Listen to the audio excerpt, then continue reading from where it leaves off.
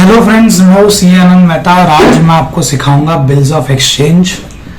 तो bills of exchange ना बहुत ही इजी चैप्टर है, बहुत ही स्कोरिंग चैप्टर है। और अगर आप इस चैप्टर को अच्छे से समझ पाए, इसके लॉजिक को अच्छे से समझ पाओगे तो आगे जाके ऐसे जब जो भी आपके चैप्टर्स होंगे उनकी ट्रांजैक्शन को समझ के उनकी एंट्रीज डेवलप करना आप खुद समझ पाओगे। ठीक है, तो ये एक बहुत ही कोर चैप्टर हो जाता है आपके बेसिक्स को स्ट्रॉन्ग करने के लिए।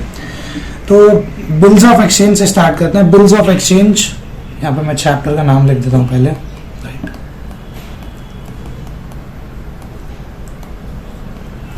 बिल्स ऑफ एक्सचेंज की एक थोड़ी ब्रीफ हिस्ट्री बताता हूं आपको, कैसे था क्या था। बिल्स ऑफ एक्सचेंज को बेसिकली हुंडी कहा जाता है हिंदी में। तो पहले के जमाने में क्या होता था कि अगर आपको कोई लोन चाहिए होती है, आपको बिजनेस एक्सपांड करना होता है, कुछ होता है, आपको लोन चाहिए रहती थी। पहले बैंकिंग सिस्टम इतना डेवलप नहीं था, बैंक से लोन मिलना इतना आसान नहीं था। दूसरा, अगर किसी इंडिविजुअल से भी आपको लोन लेना है तो वो आपको बैंक ट्रांजैक्शन नहीं करते थे, वो आपको चेक नहीं देते थे या वो आपको ऑनलाइन ट्रांसफर नहीं करते थे। पहले के जमाने में कैश दिया जाता था, राइट।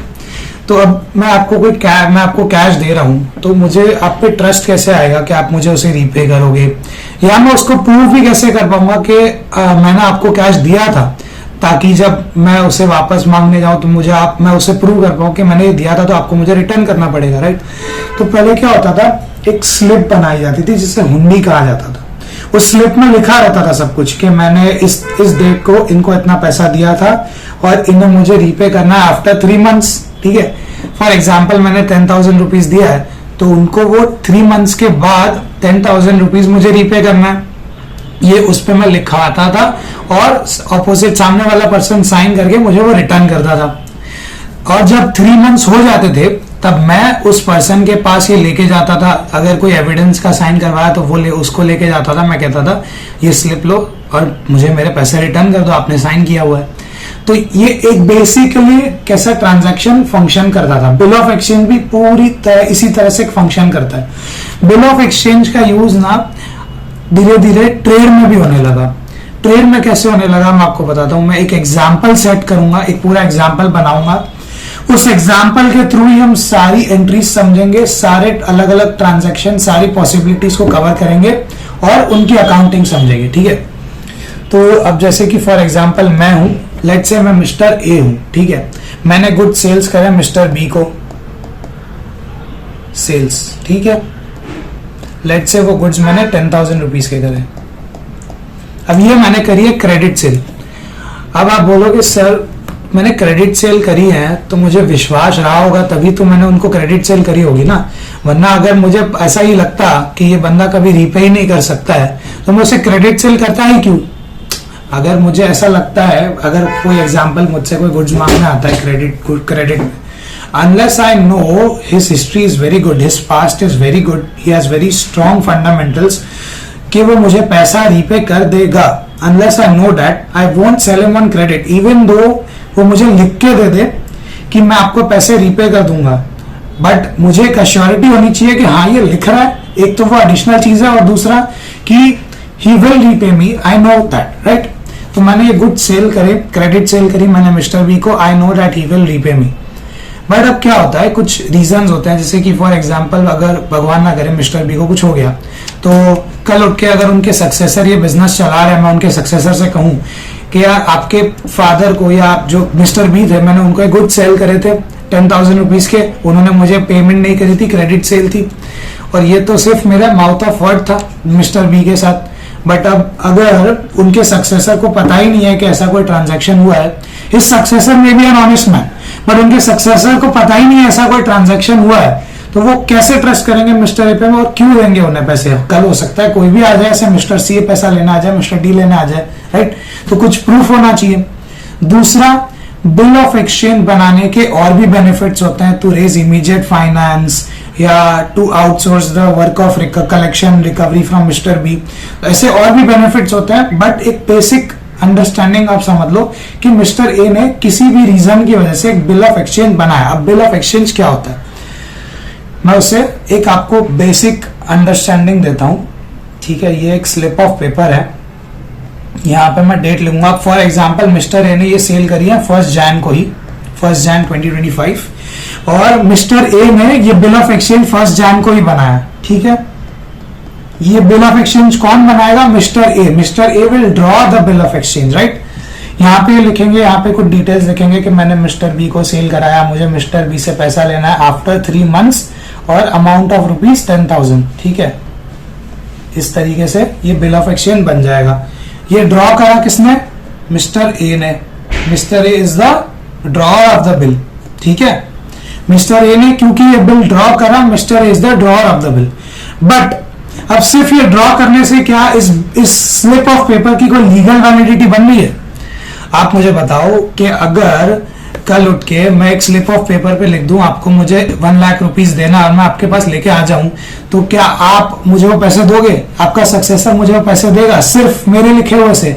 या मैं कोर्ट में जाऊं ये पेपर लेके कि मुझे आपसे 1 लाख रुपीस लेना है, तो क्या कोर्ट उसकी वैलिडिटी को मानेगा? Right, there is no possibility कि सिर्फ मैं पेपर पे लिख के चले जाऊं और कोर्ट से मानेगा। तो मुझे क्या करना पड़ेगा? मुझे ये ड्रॉ करके इसको पहले मिस्टर बी को सेंड करना पड़ेगा, ठीक है। मिस्टर बी इसे पढ़ेंगे, मिस्टर बी को भी पता ही है उन्हें पैसे देने ही है वो 10,000, ठीक है। तो वो उन्हें कोई दिक्कत नहीं है इस बात पे कि ठीक है ये लिखा हुआ है कि मुझे 3 months के बाद 10,000 रुपीज देना है। मिस्टर बी उस पर साइन कर देंगे। लेट्स से ये मिस्टर बी की साइन होगी। अब ये होगी, अब इस डॉक्यूमेंट की होगी लीगल वैलिडिटी, ठीक है। Now this is legally valid. अब अगर 3 months के बाद मिस्टर बी पैसे ना दे तो I can go to the court and sue mister B for that 10,000 rupees. Also अगर मिस्टर बी को इन बिटवीन कुछ हो जाए तो मिस्टर बी के सक्सेसर को मैं ये बिल दिखा के मैं कह सकता हूं कि मिस्टर बी से मुझे 10,000 रुपीज लेने थे, मिस्टर बी ने मुझे साइन करके दिया था, ठीक है। मिस्टर बी को ये साइन करके सेंड करना पड़ेगा और क्योंकि ये मिस्टर बी ने साइन किया इसे कहा जाता है एक्सेप्टिंग, ठीक है। Mister B accepted it, so mister B is the acceptor of the bill. इस तरीके से लिखा जाएगा। तो जो आपको सम्स आएंगे उसमें बताया जाएगा कि एक्सेप्टर कौन है, ड्रॉअर कौन है, ये टर्म्स यूज हो सकता है, तो आपको इस टर्म्स को ध्यान रखना है, ठीक है। तो मिस्टर ए ने ड्रॉ करके सेंड किया मिस्टर बी को, मिस्टर बी ने उसे एक्सेप्ट किया and mister B again send it back to mister A. अब मिस्टर ए क्या करेंगे? मिस्टर ए उस बिल को अपनी फाइल में रख देंगे। 3 months के बाद मिस्टर ए मिस्टर बी के पास जाएंगे, मिस्टर बी को वो बिल दिखाएंगे और मिस्टर बी से पैसे मांगेंगे। अब इसमें क्या होगा कि unless and until mister A again provide me this bill of exchange which is signed by me, अगर मिस्टर बी है, अगर मिस्टर बी को अपना साइंड पेपर नहीं मिलेगा, mister B won't pay any money to mister A. Why? क्योंकि अगर ये बिल रिटर्न नहीं किया मिस्टर ए ने मिस्टर बी को, जब मिस्टर बी से पैसे मांगने आ रहे मिस्टर ए, तो क्या हो सकता है कि मिस्टर बी ने आज पैसे तो दे दिए बट 1 महीने बाद 2 महीने बाद मिस्टर ए फिर से वो बिल ऑफ एक्सचेंज लेके आ सकते हैं, फिर से कह सकते हैं कि आपने मुझे पैसे नहीं दिए, या हो सकता है कि इन बिटवीन मिस्टर बी को कुछ हो गया और उनके सक्सेसर ये बिजनेस चला है। तो अगर ये slip mister A mister B के सक्सेसर के पास लेके गए तो मिस्टर बी के सक्सेसर के पास तो कुछ डिनाई करने का कोई रीजन ही नहीं होगा क्योंकि इस पर मिस्टर बी की साइन है। और एक ये हो सकता है कि वो सोचेगा कि ये तो इतना पुराना ड्यू था, बट मिस्टर ए उसको भी कह सकते हैं कि उन्होंने तब दिया नहीं, तब उनकी फाइनेंशियल प्रॉब्लम्स थी, मैंने भी समझा, मैंने एक्सेप्ट करा, ये वो। तो जब ड्यू डेट होगी on 31st March, mister A shall send back the bill to Mr. B and Mr. B will repay rupees 10,000, ठीक है। ये एक बेसिक फ्लो है, बेसिक ट्रांजैक्शन है कि बिल ऑफ एक्सचेंज कैसे फंक्शन करता है। अब थोड़ी डिटेल्स में जाते हैं।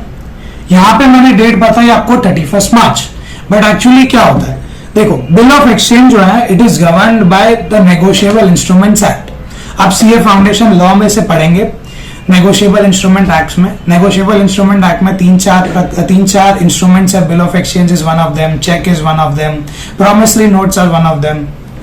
उसमें यह लिखा है कि जब बिल प्रेजेंट किया जाता है, यानी जब मिस्टर ए ने इस बिल को मिस्टर बी को वापस सेंड बैक किया यानी प्रेजेंट किया, उसके बाद मिस्टर बी के पास 3 days ऑफ ग्रेस पीरियड है। एग्जैक्ट लॉ लैंग्वेज आप वहां पढ़िएगा जरूर, बट उसका मीनिंग ये होता है कि मिस्टर ए ने अगर फॉर एग्जांपल ये बिल ड्यू डेट के दिन प्रेजेंट किया मिस्टर बी को ऑन 31 मार्च, तो mister B has to repay 10,000 by 3rd of April 2025। Okay, लेकिन अब मैं जब इस ट्रांजैक्शन के थ्रू आपको सारी एंट्री समझाऊंगा तभी मैं 31 मार्च ही यूज करूंगा for the sake of simplicity. ठीक है, बस ये आपको मैंने बताया कि 3rd of April को होएगा। जब आप एग्जाम में सम सॉल्व करेंगे तब आपको वहां 3rd April यूज करनी है, यानी कि जो भी ड्यू डेट बनेगी उसके बाद एडिशनल 3 डेज। ओके, चलो अब इस ट्रांजैक्शन को हम और अच्छे से समझते हैं कि मिस्टर ए के पास वो बिल आया।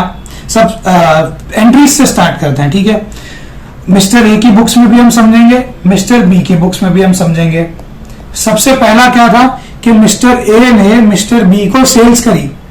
सबसे पहला सिंपल एंट्री सेल्स की, mister B account debit to sales account. अच्छा, अब इस एंट्री को समझते हैं। मिस्टर बी ने सेल्स करी, मिस्टर ए ने सेल्स करी, यानी मिस्टर ए की इनकम है sales. You have to credit all incomes as per the golden rules of accounting. Sales आपकी इनकम है, आपने उसे क्रेडिट करा।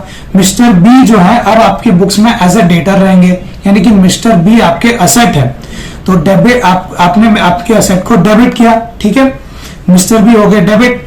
अब उनका डेबिट बैलेंस होगा, वो आपके असेट बन गया आपकी बुक्स में। मिस्टर बी क्या करेंगे, मिस्टर बी करेंगे परचेस अकाउंट डेबिट, क्योंकि मिस्टर बी के लिए परचेस है, अगर मिस्टर ए के लिए सेल्स है, यानी कि मिस्टर बी के लिए परचेस है। And you debit all expenses. Credit क्या करोगे, क्रेडिट करोगे आप मिस्टर ए को। वाई, मिस्टर ए आपकी लायबिलिटी है, liability always have a credit balance, so you credited mister ए।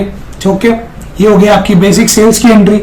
उसके बाद मिस्टर ए ने सेम डे बिल ड्रॉ करके मिस्टर बी को दिया था, बट जब मिस्टर ए ने इसको ड्रॉ करके दिया था तब तक इसी को लीगल वैलिडिटी नहीं थी। जब मिस्टर ए ने मिस्टर ए को ये बिल बना के दिया था तब तक कोई वैलिडिटी नहीं थी, मैंने आपको समझाया। जब only when Mr. B signed it and Mr. B sent it back to Mr. A, the bill got a legal validity। अब उस बिल के थ्रू मिस्टर ए को अगर ड्यू डेट के दिन पैसा नहीं आया तो मिस्टर ए मिस्टर बी को स्यू कर सकते हैं, मिस्टर ए मिस्टर बी के सक्सेसर से पैसा मांग सकते हैं। बट वो बिल का एग्जिस्टेंस जो होगा वो तब आएगा जब मिस्टर बी उसे साइन करेंगे। ठीक है, only when mister B accepts the bill. Okay, अब वो बिल जैसे मिस्टर बी ने साइन किया उस बिल की वैल्यू हो जाएगी, वो जो 10,000 रुपीज है, that bill is equivalent to money. ठीक है, अब आपको मिस्टर बी से पैसा नहीं लेना है, अब आपको उस बिल के अगेंस्ट में पैसा आएगा। आप इस चीज को समझिएगा। ठीक है, इस चीज को, कॉन्सेप्ट को अच्छे से समझिएगा कि बिल अलग है, मिस्टर बी अलग है, क्योंकि इसके बेसिस पे आगे और अलग ट्रांजैक्शंस आएंगे जहां पे आप हो सकता है कंफ्यूज हो, बट अगर आपने ये चीज दिमाग में बैठा दी तब आप आगे बिल्कुल कंफ्यूज नहीं होंगे। ठीक है, समझो, जब ये बिल मिस्टर बी ने साइन करा, उस बिल की वैलिडिटी आ गई। मिस्टर बी को ड्यू डेट के दिन अगर इफ एंड ओनली इफ ये बिल प्रेजेंट होगा तब मिस्टर बी उस पैसे को रीपे करेंगे। That bill is against which Mr. B has a liability. Unless वो bill Mr. B को present ना हो, Mr. B has no obligation to repay its liability. Similarly, Mr. A के पास वो bill होगा, वो bill Mr. A का asset होगा। अब Mr. A ड्यू डेट के दिन बिना वो बिल लिए Mr. B के पास जाएंगे तो Mr. B उन्हें पैसे नहीं देंगे। क्यों? क्योंकि वो बिल की वैल्यू है। वो बिल अगर मिस्टर बी को वापस नहीं मिला तो मिस्टर बी उसका पैसा नहीं देंगे। अब इस बिल का क्या होगा, ये बिल को, और ये बिल ये भी है कि ये बिल कोई भी लेके जाए, चाहे मिस्टर बी का कोई एम्प्लॉय लेके जाए, चाहे मिस्टर सी लेके जाए, चाहे बैंक लेके जाए। मिस्टर सी और मिस्टर बैंक का नाम मैं डेलिबरेटली ले रहा हूं क्योंकि आगे वैसे ट्रांजैक्शंस आएंगे जहां पे बैंक लेके जा रहा है, मिस्टर सी लेके जा रहा है। जो भी ये बिल लेके जाएगा मिस्टर बी, उन्हें वो पैसा 10,000 rupees mister B will pay back to the person who presents the bill on the due date. ठीक है, तो यहां पर एंट्री क्या होगी। अब आप मिस्टर ए को क्या करना है, मिस्टर ए को वो बिल का असेट क्रिएट करना पड़ेगा अपनी बुक्स में। क्यों? क्योंकि वो बिल ही अब असेट होगा। अब मिस्टर बी से डायरेक्ट पैसा नहीं आने वाला है, लेकिन आपकी बुक्स में mister B is existing as an asset. यहां पर mister B is existing as an asset, right.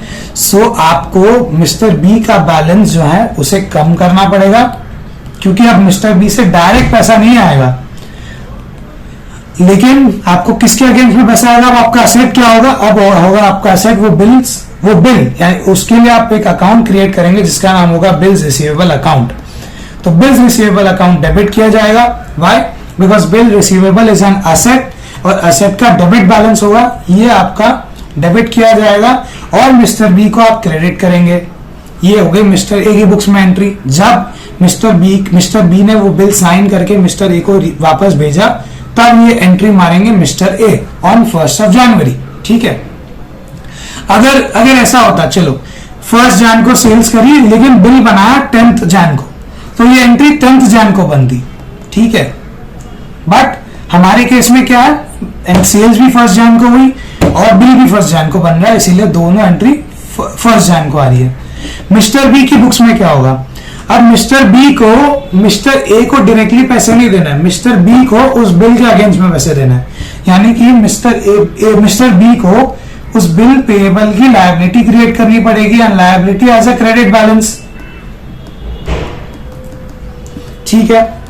और लेकिन आपकी बुक्स में तो mister A is already a liability, और आपको मिस्टर ए को तो पैसा रीपे नहीं करना है, आपको तो बिल के अगेंस्ट में करना है। आपने बिल क्रिएट कर लिया, आपने क्रेडिट कर लिया, तो आपको मिस्टर ए को अब डेबिट करना पड़ेगा। क्यों? उनके अकाउंट का बैलेंस आप ट्रांसफर कर रहे हो बिल्स पेएबल अकाउंट में, और उस बिल पेएबल के जगह पे मिस्टर ए की जगह पे आप उस बिल पेएबल के अगेंस्ट में पैसा दोगे। Mister B will repay back in against for that bill ₹10,000 and not directly to Mr. A. Whoever presents the bill, Mr. B will repay back the amount ₹10,000. ठीक है।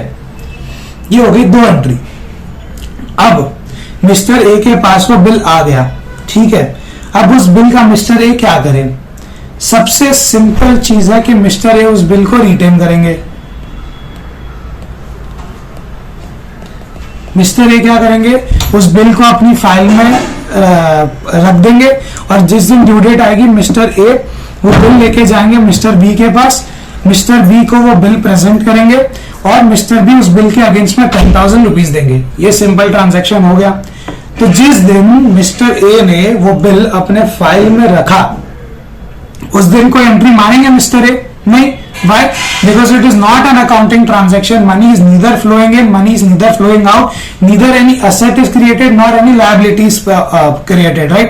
तो मिस्टर ए के लिए भी कोई एंट्री नहीं होगी। सिमिलरली मिस्टर ए अगर उसको अपनी फाइल में रख दे तो क्या उसकी कोई एंट्री होगी? नहीं होगी। आप बोलोगे सर ये क्या बेसिक बात कर रहे हो, कोई एंट्री नहीं होगी ना, ऑब्वियसली। बट आगे के केसेस में ऐसी ट्रांजैक्शन आएगी, जब वो ट्रांजैक्शन होगा तब एंट्री माननी होगी। तो एक मैं आपको खाली फ्लो सेट कर रहा हूं कि आप कैसे ट्रांजैक्शंस को स्ट्रक्चर करोगे। सबसे पहले सेल हुई, उसके बाद बिल क्रिएट हुआ, बिल एक्सेप्ट हुआ, तब एंट्री आई। उसके बाद मिस्टर ए ने उसको रिटेन करा, तब कोई एंट्री नहीं आ रही है, क्योंकि इट्स जस्ट रिटेंशन। वो खाली एक एडमिन टास्क है उसको अपनी फाइल में रखने का। ठीक है। अब ड्यू डेट आ गई। ड्यू डेट के दिन मिस्टर ए मिस्टर बी से पैसा मांगने गए। मिस्टर बी ने कहा कि आप मुझे बिल दे दो, मैं आपको वो ₹10,000 रिपे कर दूंगा। ठीक है। और मिस्टर बी को वो बिल दे दिया मिस्टर ए ने, मिस्टर बी ने अपने उस चीज के पैसे दे दिए। सबसे सिंपल चीज है। तो मिस्टर ए उसकी एंट्री क्या मारेंगे? मिस्टर ए के पास क्या हुआ आप समझो। मिस्टर ए ने वो बिल मिस्टर बी को प्रेजेंट किया। Mister B please take back this bill and give me ₹10,000।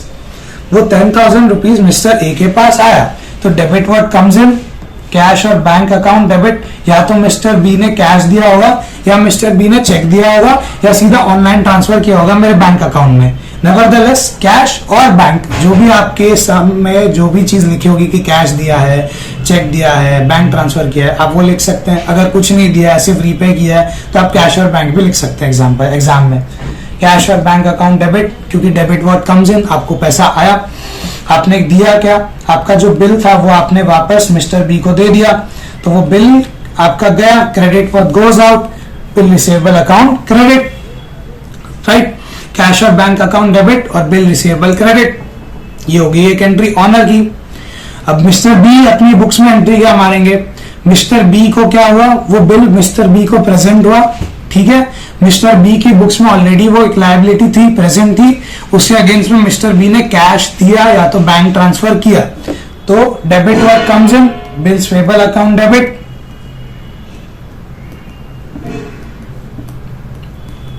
Credit what goes out, cash और बैंक अकाउंट क्रेडिट,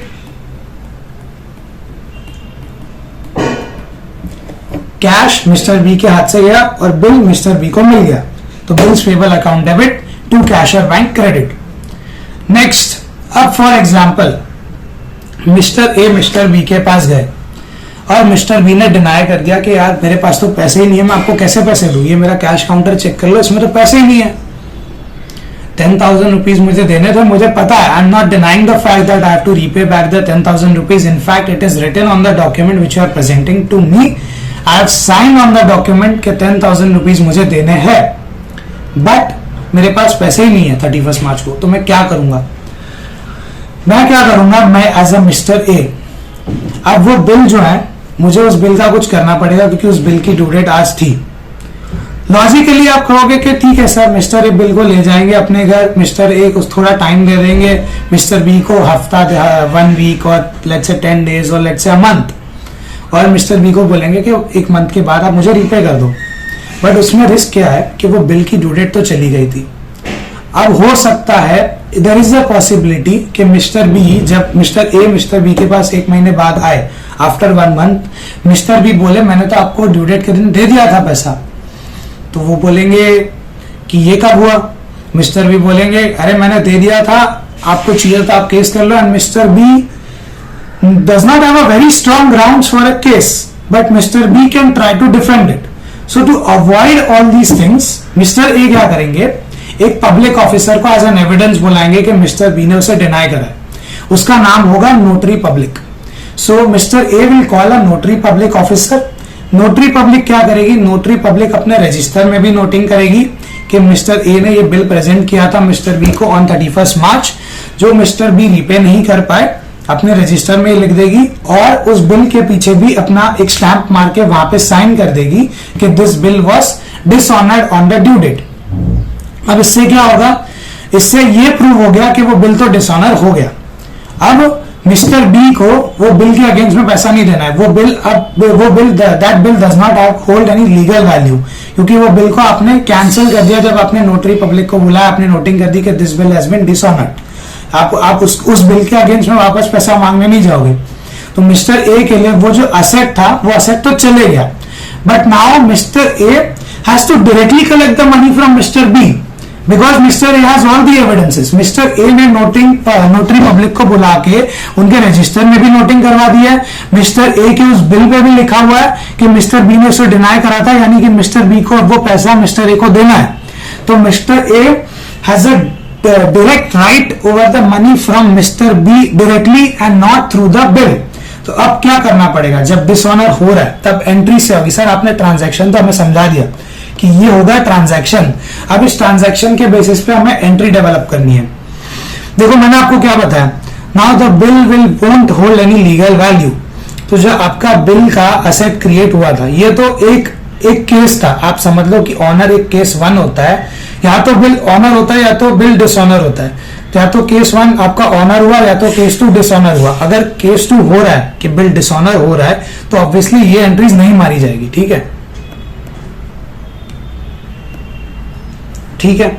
तो यहां पर आपका जो बिल रिसीवेबल का असेट क्रिएटेड था, ये वाला जो असेट क्रिएटेड था, आपको इस असेट को अपनी बुक से हटाना पड़ेगा, और क्योंकि असेट का डेबिट बैलेंस था, you have to credit the asset. तो bills receivable account credit mister A की बुक्स में।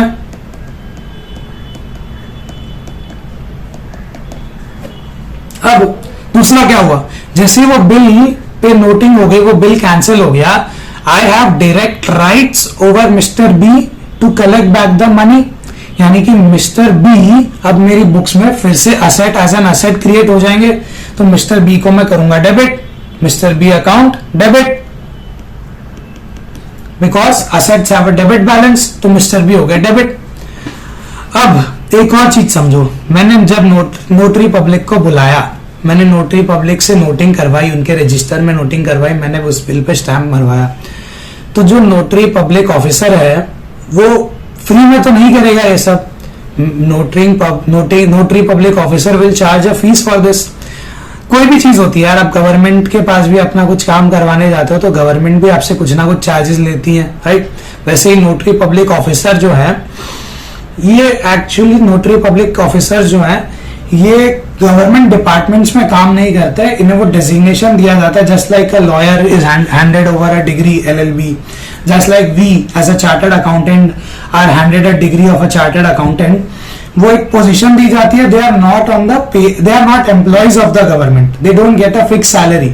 तो उनकी इनकम क्या होती है, यही जो नोटिंग करवानी होती है या ऐसे कुछ भी होता है, तब उन्हें वो कुछ चार्जेस कलेक्ट करते हैं ऑपोजिट पार्टी से.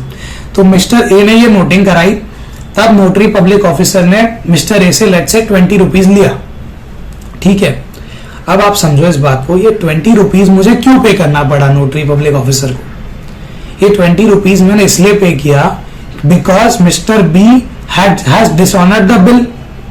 अगर मिस्टर बी इस बिल को डिसऑनर ही नहीं करते तो मुझे कभी नोटरी पब्लिक को बुलाना ही नहीं पड़ता और मुझे नोटिंग ही नहीं करवानी पड़ती, राइट. तो क्या ये एक्सपेंस मेरा है? नहीं. I will get the expense reimburse from mister B. मैं मिस्टर बी से ये पैसे मांगूंगा. क्यों? क्योंकि मिस्टर बी आपकी गलती की वजह से मुझे पैसा भरना पड़ा है. ठीक है, तो वह इस चीज से हम क्या समझे, क्या ट्रांजैक्शन था कि पैसा तो मिस्टर ए ने नोटरी पब्लिक को दे दिया, ठीक है, but it is not an expense of mister A. Mister A will collect it from mister B. तो जब पैसा दिया मिस्टर ए ने नोटरी पब्लिक ऑफिसर को, यानी कि कैश या तो जीपे ट्रांसफर किया होगा 20 रुपीज है तो, या तो कैश दिया होगा 20 रुपीज. तो यहां पर सॉरी यहां पे 2 नहीं डाला, यहां पर 2 कैश और बैंक अकाउंट क्रेडिट, कैश गया. अब हमें किससे कलेक्ट करना है? हमें ये पैसा कलेक्ट करना है मिस्टर बी से. मिस्टर बी ऑलरेडी डेबिटेड है, पहले यहां पे 10,000 से डेबिटेड थे बिल रिसीवेबल की वजह से. अब ये 20 रुपीज भी हम ऐड कर देंगे हमारे नोटिंग चार्जेस का. Why? Because we have to get the 20 rupees reimburse from mister B because it was all a fault of mister B, right. ये बेसिक ट्रांजैक्शन, ये उसकी एंट्री. अच्छा सर, मिस्टर बी की entry मारेंगे. देखो, mister B ने ये चीज को कभी डिनाई नहीं करी थी कि मिस्टर बी को पैसा देना है. मिस्टर बी के पास तो वो बिल भी था, और जब वो बिल जब आया मिस्टर ए के पास से कि मुझे पैसे दे दो, मिस्टर बी ने तभी भी ये नहीं बोला कि मैं आपको पैसे नहीं दूंगा. मिस्टर बी ने कहा मेरे पास अभी पैसे नहीं है. I am not denying the liability, I just don't have the money to repay it back to you at this point of time. Mister B ने ये कहा. तो मिस्टर ए ने, अब फिर वो क्या हुआ, वो बिल जो है वो बिल की नोटिंग हो गई, वो बिल कैंसिल हो गया. यानी कि अब वो बिल के अगेंस्ट में मिस्टर बी को पैसे नहीं देने हैं इसके बाद, राइट, क्योंकि वो बिल कैंसिल हो चुका है. अब मिस्टर बी को डायरेक्ट पैसा देना है मिस्टर ए को. Mister B has to directly repay the amount to mister A and not against the bill because the bill now will have hold no legal validity because it is written on the bill that it is dishonour. वो dishonoured है, ये लिख चुका है, लिखा जा चुका है बिल पे, वो बिल गया. अब मिस्टर बी को डायरेक्टली पैसा देना है मिस्टर ए को. तो एंट्रीज क्या होगी? देखो यहां पर भी ये केस 1 का, ये केस 2 डिसऑनर का बनेगा. यहां पर बिल पेबल की आपकी लायबिलिटी क्रिएटेड थी, लेकिन अब वो लायबिलिटी रही नहीं क्योंकि वो बिल जो है वो बिल पे लिख दिया गया कि वो डिसऑनर्ड हो गया and the bill holds no legal validity. तो बिल पेबल को आपको डेबिट करना पड़ेगा. अच्छा, अब बिल के जगह पे पैसे नहीं दोगे, यानी कि आप डायरेक्टली मिस्टर ए को पैसा दोगे, तो मिस्टर ए के लिए के नाम पे आपको लायबिलिटी क्रिएट करनी पड़ेगी. Mister A account credit. अच्छा, अब वो नोटिंग चार्जेस जो मिस्टर ए ने पे करे नोटरी पब्लिक ऑफिसर को, मैंने आपको क्या बताया कि वो किसकी गलती थी? मिस्टर बी की गलती थी. And mister B has to reimburse the amount to mister A. ठीक है, मिस्टर बी को वो रीइंबर्स करना पड़ेगा. वो expense, that expenses of mister B, वो मिस्टर बी का बकायदा एक्सपेंस है. Mister B has to record the expense in his books. ठीक है, इसका मतलब क्या होगा? मिस्टर बी की बुक्स में नोटिंग चार्जेस को करना पड़ेगा debit with the term noting charges. अब एक बात समझना, यहाँ पर नोटिंग चार्जेस टर्म यूज नहीं हुआ, यहाँ पे कैश और बैंक यूज हुआ, बिकॉज वो कैश मिस्टर ए ने नोटरी पब्लिक ऑफिसर को दिया था and he has to get it reimburse from mister B, तो डेबिट हुआ मिस्टर बी, क्रेडिट हुआ कैश और बैंक। बट इस केस में नोटिंग चार्जेस टर्म यूज किया क्योंकि noting charges is actually an expense for mister B, although Mr. B has not yet paid the amount, Mr. A has paid it on behalf of Mr. B, so Mr. B has to repay back the amount to Mr. A। ठीक है, तो ideally कैसे दो entry हो रही है, चलो मैं आपको इसको ब्रेक करके समझाऊं। यहां पर भी मैंने ब्रेक करना चाहिए था, चलो मैं यहां पे ब्रेक करता हूं। यहां पर क्या हुआ, फर्स्ट तो बिल पेबल डेबिट हुआ, तो मिस्टर ए क्रेडिट हुआ 10,000 रुपीज से, it is against the bill, सिर्फ वो बिल डिसऑनर हुआ इस वजह से क्योंकि वो बिल के अब वैलिडिटी खत्म हो गई, तो बिल डेबिट करके मिस्टर ए के नाम पे आपने अपनी बुक्स में लायबिलिटी क्रिएट कर दी। दूसरा, नोटिंग चार्जेस जो कि आपका एक्सपेंस था, आपने नोटिंग चार्जेस को किया debit, noting charges account debit to mister A, why, because you have to repay back the money to mister A, mister A account credit, noting charges debit, ये transaction हुआ। अब जब हम इन दोनों एंट्रीज को मर्ज करेंगे तो क्या एंट्री होगी, देखो मिस्टर ए यहां पर ऑलरेडी क्रेडिट में है और मिस्टर ए को यहां पर भी क्रेडिट ही करना है, तो rather than just this 10,000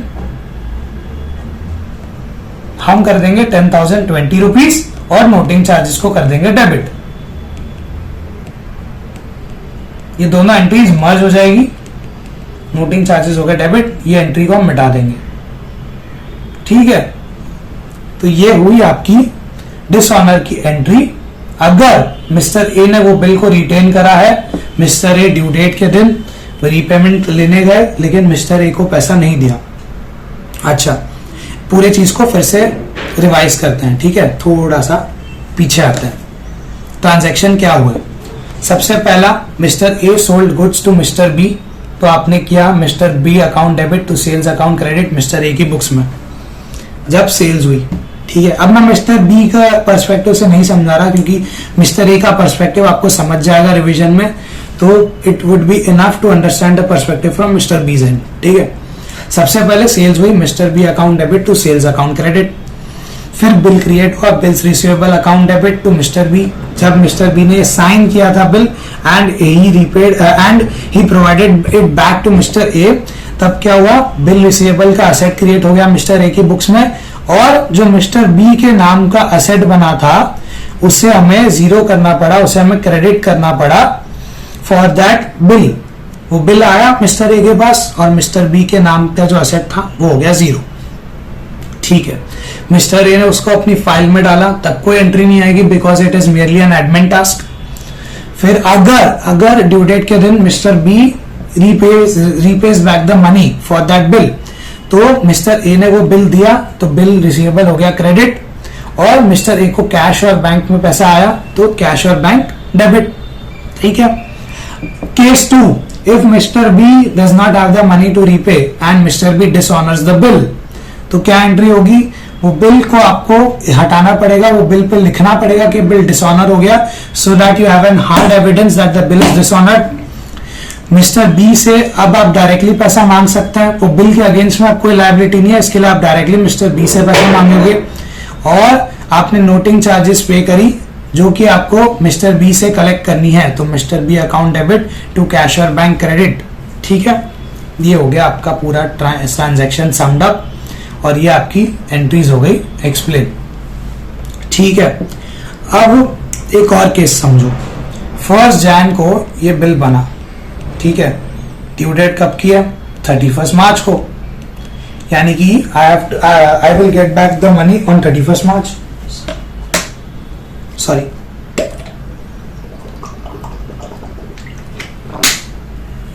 I will get back the money on 31st March. But in between, let's say 20th Feb,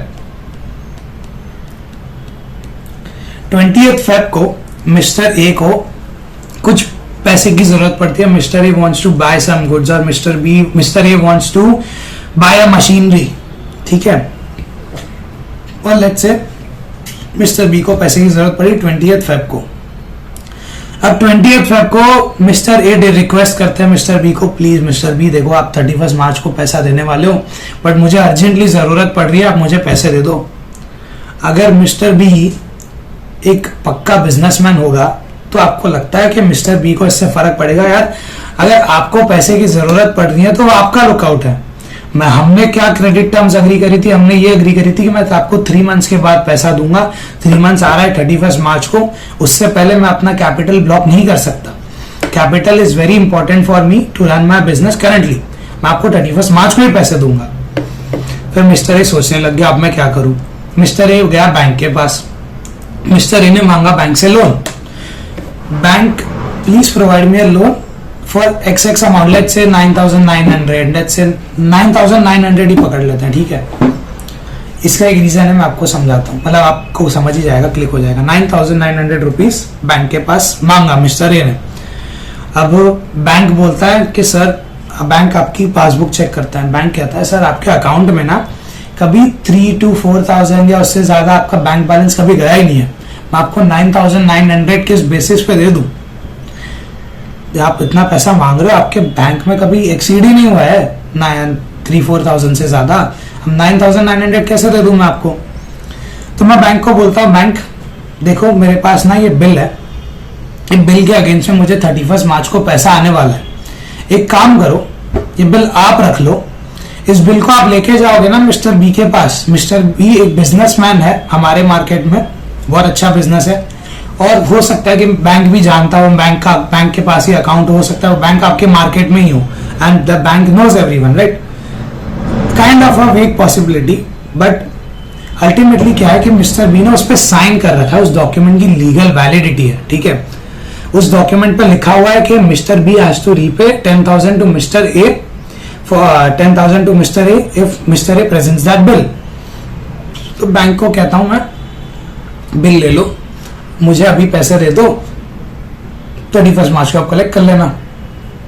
bank बोलता है ठीक है सर, हम 10,000 तो हमें 31 मार्च को मिलने वाला है, लेकिन आज तो 28 फेब है, हम तो लोन वगैरह भी देते हैं, we provided for an interest. हमारी बैंक में अब इंटरेस्ट रेट चल रहा है 12% पर एनम, ठीक है। तो बैंक क्या बोलेगा कि आपको 31 मार्च को अगर 10,000 रुपीज आने वाला है और आप हमसे 20th फेब को पैसा मांग रहे हो, यानी कि 1 मंथ का पीरियड बाकी है, तो एक काम करो 10,000 पे 12% पर एनम के हिसाब से 1 मंथ का बन जाता है 100 रुपीज। एक काम करते हैं हम आज यानी कि 20th फेब को आपको 9,900 रुपीज दे देते हैं, और 31 मार्च को हम मिस्टर बी से 10,000 रुपीज कलेक्ट कर लेंगे। इससे क्या हुआ, हमें हमारा इंटरेस्ट मिल गया। आज मैंने आपको 9,900 रुपीज दिया, ठीक है, और मुझे 1 मंथ के बाद 100 रुपीज मिल गया, मुझे पूरा 10,000 रुपीज मिल गया। That 10,000 provides me my 9,900 of principal and 100 of interest. तो बैंक का जो बिजनेस है, कोर बिजनेस है इंटरेस्ट कमाना, बैंक का वो बिजनेस भी हुआ। आपको सडन जो फाइनेंसेस रेस करने थे वो भी आपके रेस हो गए। Kind of it's a benefit of bill of exchange कि that is equivalent to money, that is convertible to money. आपने क्या किया, आपने बैंक को दिया, बैंक ने आपको पैसे दे दिया, you converted the bill to money, ठीक है। ये 28 फेब को हुआ, ठीक है। सॉरी चलिए सर, ठीक है, 28 फेब को हुआ। तो अगर यहां पर नया केस बना ले, सॉरी यहां से रोके, ठीक है, बिल क्रिएट हो गया था, ठीक है, बिल क्रिएट हो गया था। उसके बाद आपके पास ये ऑप्शन 1 था to either retain it, but अगर आप नेक्स्ट ऑप्शन पे जाते हैं to discount it with bank, discounting, ये हो गया आपका ऑप्शन 2। डिस्काउंटिंग किसके लिए, बिकॉज ये 10,000 रुपीज था, इट इज डिस्काउंटेड टू 9,900, इसके लिए टर्म यूज है डिस्काउंटिंग। डिस्काउंटिंग करी तो जिस दिन आपने डिस्काउंटिंग करी, now discounting is not N admin task, वो बिल आपने बैंक को प्रेजेंट किया और आपको उसका पैसा आया है। Discounting is not N admin task. तो डिस्काउंटिंग के दिन पे कोई एंट्री तो मारनी पड़ेगी। क्या एंट्री मारी जाएगी? देखो बिल अब मिस्टर ए ने बैंक को दे दिया है। अब ड्यू डेट के दिन bank will go to mister B and bank will collect the amount from mister B. लेकिन अब वो बिल से मिस्टर ए को कोई लेना देना नहीं होगा जब मिस्टर ए ने वो बिल बैंक को दे दिया है। ठीक है, अब बैंक को कलेक्ट करना है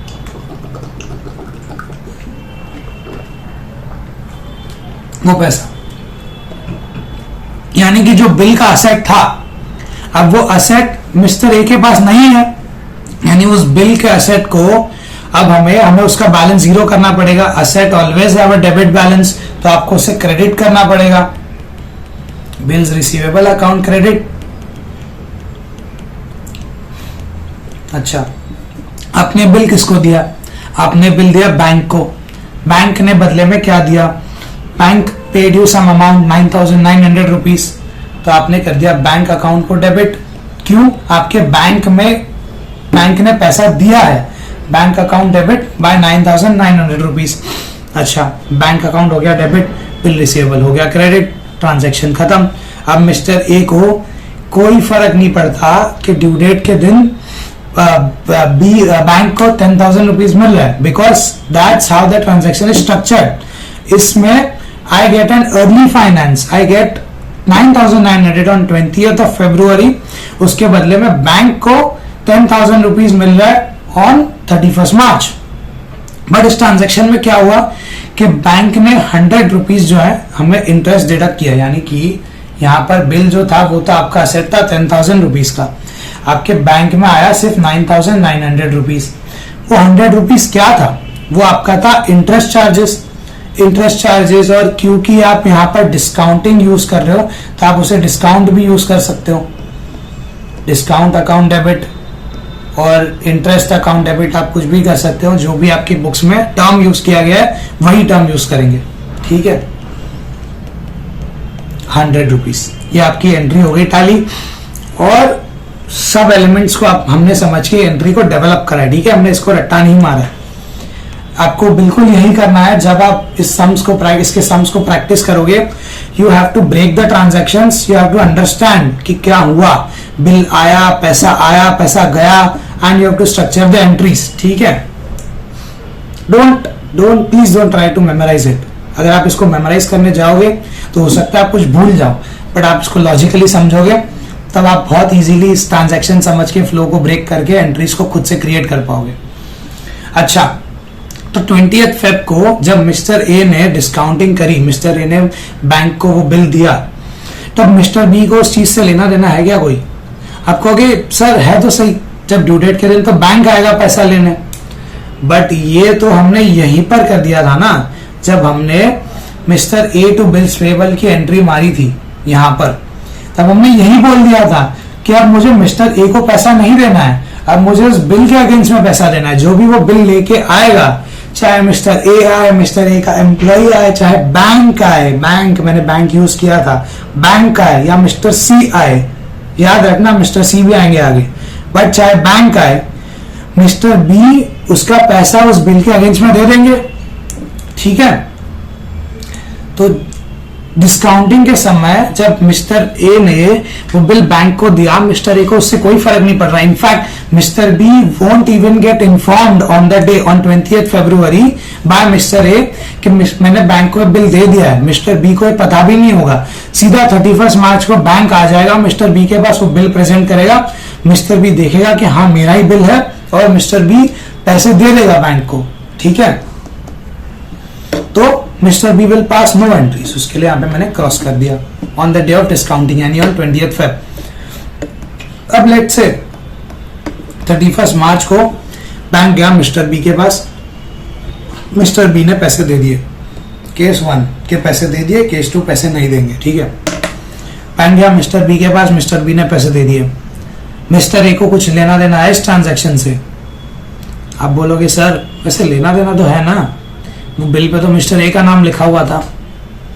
अरे बाबू, बट मिस्टर ए ने वो बिल तो दे दिया ना बैंक को, मिस्टर ए को तो 20th फेब को ही पैसा आ गया, मिस्टर ए ने 20th फेब को ही वो बिल रिसीवेबल अपनी बुक से हटा दिया, मिस्टर ए को 20th फेब को ही पैसा आ गया, मिस्टर ए ने 20th फेब को ही वो इंटरेस्ट चार्ज कर दिया अपने बुक्स में, अपनी बुक्स में वो एक्सपेंस कर दिया, debit all expenses.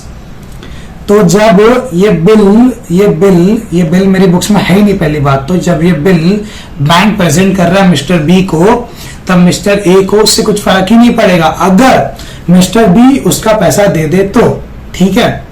Unless mister B deny कर देता है तब हम देखेंगे यहाँ पे नीचे नेक्स्ट केस डिसऑनर का। बट अगर बैंक को पैसा मिल जाता है, बैंक गेट्स 10,000 रुपीज, 10,000 रुपीज, जिसमें से 9,900 क्या था, वो प्रिंसिपल था जो 20th फेब ने बैंक ने मुझे दिया था, और 100 rupees for that 1 month of interest from 1st of March two 31st of March, right.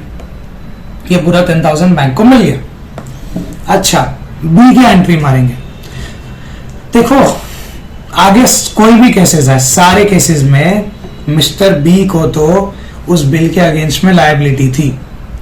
Unless mister B is unable to pay the amount on due date against the bill and the bill gets noted, उस bill पे लिखा गया हो कि ये bill dishonour हो गया, यानी कि अनलेस वो बिल की वैलिडिटी खत्म हो जाए मेरे बिना रीपे किए हुए, अनलेस उस बिल की वैलिडिटी खत्म हो जाए, मिस्टर बी को हमेशा पैसा उस बिल के अगेंस्ट में देना है।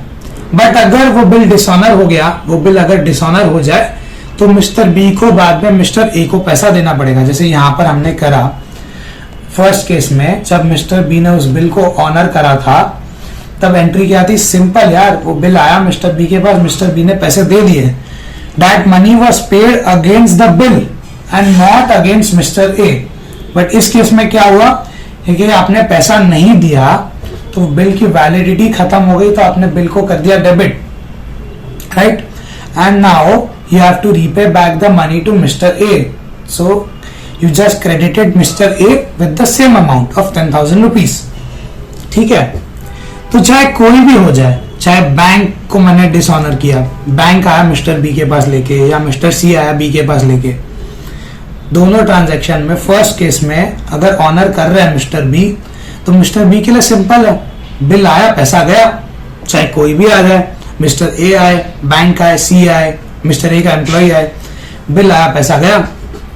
और अगर मिस्टर बी ने उसको डिसऑनर किया है तो भी सिंपल है, वो बिल गया, वो बिल की लायबिलिटी को मैं हटाऊंगा अपनी बुक से, अब मुझे पैसा मिस्टर ए को देना है डायरेक्टली, उसकी नोटिंग होगी, वो भी एक ट्रांजैक्शन है, और वो नोटिंग का पैसा भी मुझे मिस्टर ए को देना है।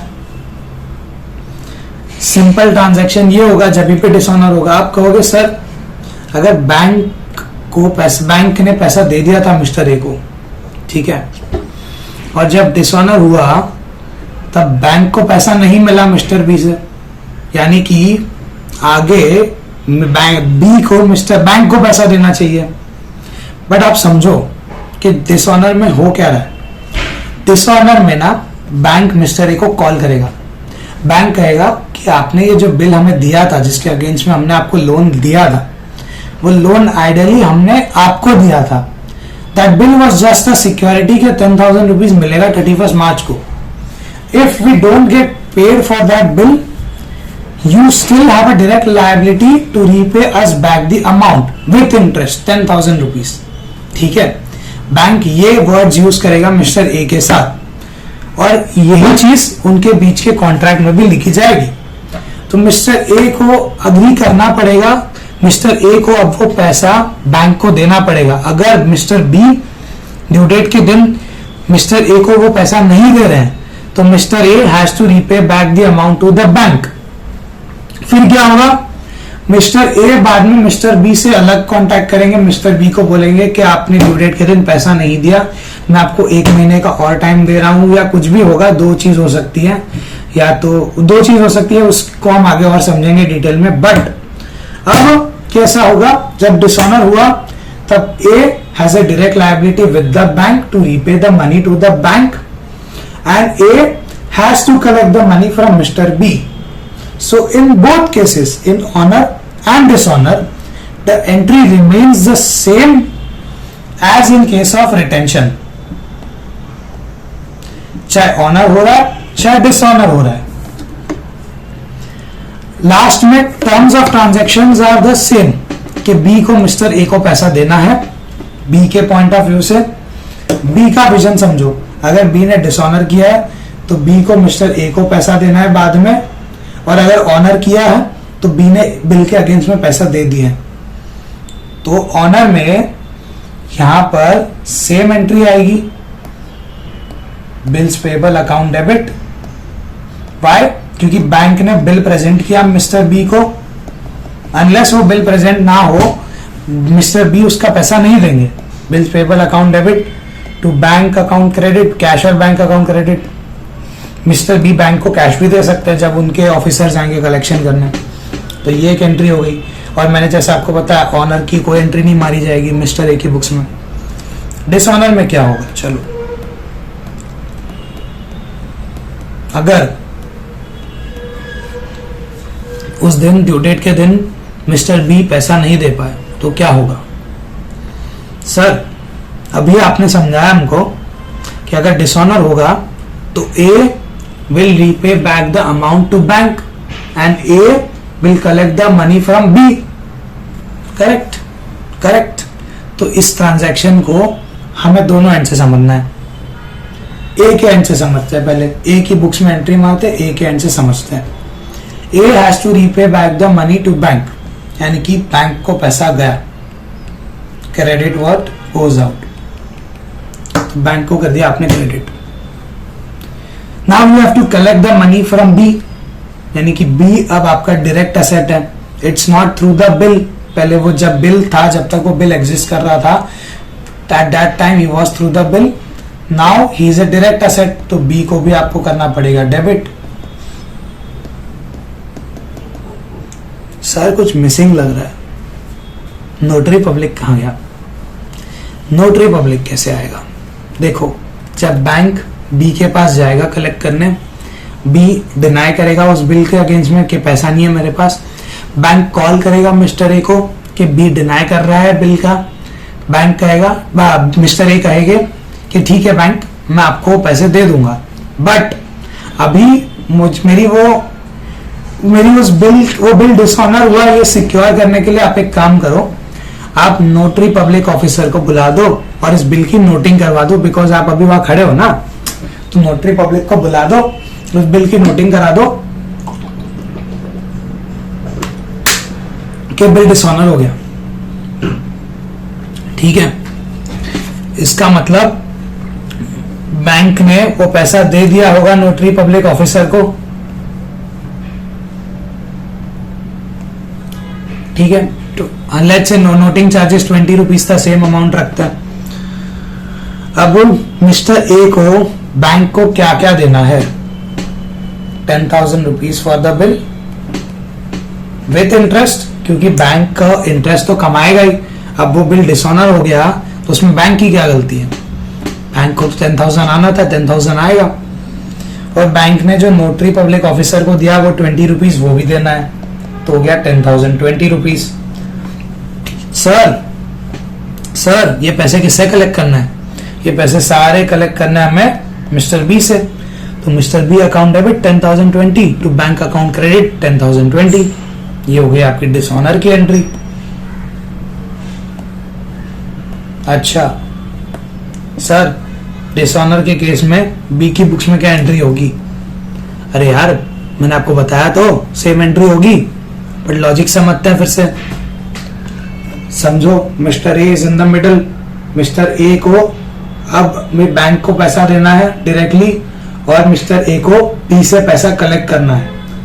अभी ये जब हमने एंट्री मारी, यहाँ पे हमने मिस्टर ए के पर्सपेक्टिव से समझ लिया। अब मिस्टर बी के पर्सपेक्टिव से सोचो, मिस्टर बी उस बिल के अगेंस्ट में पैसा नहीं दे पाए, वो बिल की लायबिलिटी हो गई खत्म। जो लायबिलिटी आपकी बुक्स में थी वो खत्म हो गई, क्योंकि वो बिल डिसऑनर हो गया, उस बिल पे लिख दिया गया। ठीक है, चलो बिल के अगेंस्ट में पैसा तो नहीं देना, बट मिस्टर बी को अब पैसा देना है मिस्टर ए को। हमने ये डिटरमाइन किया अभी, राइट? तो मिस्टर बी को वो पैसा जब मिस्टर ए को देना है, तो मिस्टर ए के नाम की लायबिलिटी क्रिएट करनी पड़ेगी। मिस्टर ए अकाउंट क्रेडिट और जो बिल के नाम की लायबिलिटी थी, क्योंकि वो बिल डिसऑनर हो गया, now the bill does not have any legal value, तो बिल पेबल अकाउंट डेबिट, पहले उसकी क्रेडिट बैलेंस थी बिकॉज वो आपकी लायबिलिटी थी, अब आप उसको डेबिट करोगे, डेबिट। अच्छा, बैंक ने एक और चीज करी थी, बैंक ने नोटरी पब्लिक को बुलाया था, ए ने उस नोटरी पब्लिक के पैसा ऑफिसर का पैसा बैंक को दिया होगा और ए वो सारा पैसा कलेक्ट करेगा मिस्टर बी से, या वो एक्सपेंस किसका है, मिस्टर बी का है, तो noting charges account debit, debit all expenses, noting charges account debit, ये हो गया डेबिट। अच्छा, ये हमने एक और ट्रांजैक्शन समझ लिया कि अगर ऑप्शन 2, इसको पूरा रिवाइज करते हैं, ठीक है, स्टार्टिंग से देखो, मिस्टर ए ने सेल्स करी मिस्टर बी को, मिस्टर ए ने बिल बना के ड्रॉ किया, मिस्टर बी को दिया, मिस्टर बी ने साइन करके रिटर्न किया। पहले हमने फर्स्ट ऑप्शन समझा था कि डायरेक्टली अगर उसको फाइल में रख दे तो, लेकिन अब हमने सेकंड ऑप्शन समझा कि अगर मुझे मिडल ऑफ द पीरियड मुझे पैसे की जरूरत पड़े तो मैं डिस्काउंटिंग कराने जा सकता हूं बैंक के पास ऑन 20th Feb। तो जब मिस्टर ए बैंक के पास डिस्काउंटिंग कराने गए तब क्या हुआ, वो बिल मिस्टर ए ने बैंक को दिया और उस बिल के अगेंस्ट में मिस्टर ए के बैंक में पैसा आया, तो हमने ये वाली एंट्री मारी, bank account debit because I received the money, to bills receivable क्योंकि आपका बिल गया, और 100 रुपीज जो आपका एक्सपेंसेस था वो आपकी बुक्स में एक्सपेंस रिकॉर्ड हो जाएगा। अच्छा, ऑनर के केस में क्या एंट्री होगी, मिस्टर ए को उस बिल से कोई लेना देना नहीं क्योंकि मिस्टर ए ने वो बिल बैंक को दे दिया था, और अगर वो ऑनर हो रहा है तो कोई लेना देना नहीं, और मिस्टर बी को तो कोई फर्क नहीं पड़ रहा, चाहे ए लेने आए, बैंक लेने आए, सी लेने आए, मिस्टर ए का एम्प्लॉय लेने आए, एंट्री तो सेम होगी, वो होगी बिल्स पेबल अकाउंट डेबिट, क्योंकि वो बिल प्रेजेंट हुआ मिस्टर बी को, डेबिट वर्क कम्स इन, और सामने मिस्टर बी ने अपना कैश या बैंक बैलेंस कम किया, कैश या बैंक के थ्रू रीपे किया, credit worth goes out. Dishonour में एंट्री क्या हुई कि मिस्टर ए को अब बैंक को पैसा देना पड़ेगा, मिस्टर ए उसको पैसा दे देगा बैंक को, और mister A will collect it from mister B, तो B account debit, mister B is now an asset in the books, और you have to repay to the bank, तो बैंक अकाउंट क्रेडिट। बी की entry मारी गया, B ने same entry मारेगा कि bills payable, क्योंकि अब बिल एग्जिस्ट ही नहीं कर रहा तो आपको उसकी लायबिलिटी हटानी पड़ेगी, आपको पैसा देना किसको है, मिस्टर ए को, तो you credit mister A, you create a liability in the name of mister ए, और नोटिंग चार्जेस क्योंकि आपका एक्सपेंस है तो वो हो गया डेबिट। ठीक है, ये समझ लिया हमने। अब ऑप्शन 3, ठीक है, ऑप्शन 3 क्या है, समझो इस बात को कि अगर ये था कि मेरे को फाइनेंस की जरूरत पड़ गई, मैं बैंक के पास पैसे लेने चले गया, बट अब मुझे कोई गुड्स खरीदना है, ठीक है। अब एक चीज को इमेजिन करो, ठीक है, ये एक मार्केट है, यहाँ पे मेरी शॉप है मिस्टर ए, यहाँ पे मिस्टर बी की शॉप है, यहाँ पर मिस्टर सी की शॉप है, ठीक है, वी ऑल आर क्लोज। मैं मिस्टर बी को सेल करता हूँ, मैं गुड्स लेता हूँ मिस्टर सी से, ठीक है, मिस्टर सी से कुछ गुड्स लेता हूँ, कुछ गुड्स मिस्टर बी को सेल कर देता हूँ।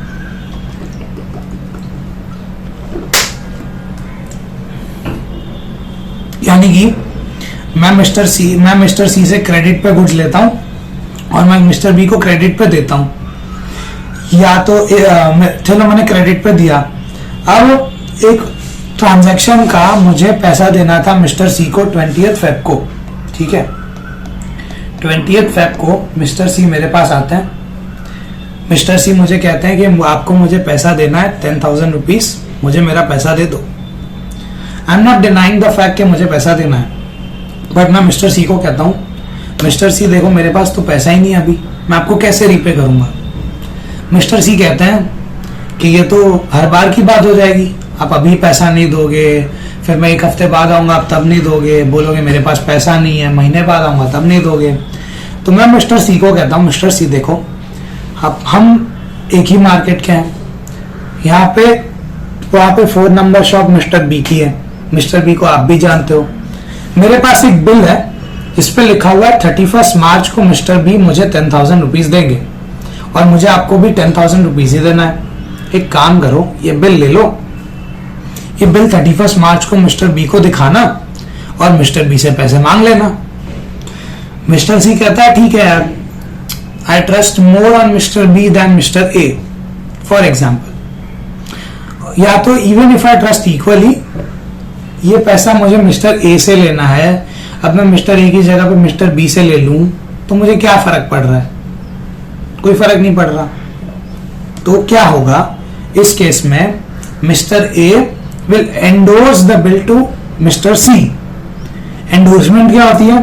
जो आपका बिल होता है, आइडियली लॉजिकली क्या होता है एंडोर्समेंट में, आपका जो बिल होता है उसके पीछे मिस्टर ए साइन कर देते हैं, लिख देते हैं एंडोर्स टू मिस्टर सी, और वहां पे साइन कर देते हैं। इसका मतलब क्या होता है कि अब उस बिल के अगेंस्ट में मिस्टर सी पैसे लेने आएंगे मेरी जगह पे, और आप मिस्टर सी को वो पैसे दे देना। सिंपल लॉजिकली ये होता है। जब बैंक को भी डिस्काउंटिंग करोगे तब आपको कुछ साइन करना पड़ेगा, आप वहां पर भी एंडोर्समेंट ही करोगे काइंड ऑफ, ठीक है। तो यहां पे आपने एंडोर्स कर दिया बिल को।